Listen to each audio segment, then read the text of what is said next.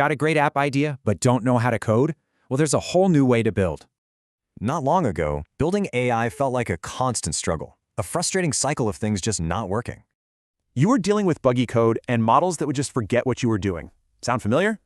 But what if you could skip all that? What if you could build just by talking about your idea? This new way is called Vibe Coding, and it's all powered by Google AI Studio and Gemini 3 Pro. Basically, you just explain the vibe of your app, and the AI does the actual coding part.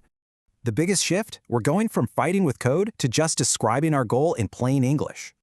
Gemini 3.0 Pro is the game changer. It gets complex requests and generates much better, cleaner code.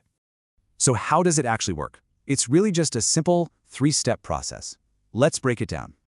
First, you've got to describe your app. The more detail you give it, the better the result's going to be. Next, AI Studio takes over. It plans the whole thing out and generates all the files for you. And finally, you just talk to it to make changes. It's like having a senior developer on call. This method builds from seriously powerful tools, like this all-in-one job hunting suite, for example. This single app replaces a bunch of expensive services that job seekers usually have to pay for. Or how about this one for researchers? It can take a dense academic paper and just pull out the insights. It summarizes, scores, and visualizes data, saving you hours of work. But okay, building is only half the battle. So, you've built your awesome new app. How do you actually get it online for people to use? You've got options. AI Studio even has a one-click deploy button that uses Google Cloud Run. Easy. But what if you're using a more traditional web host? You can't just upload that zip file.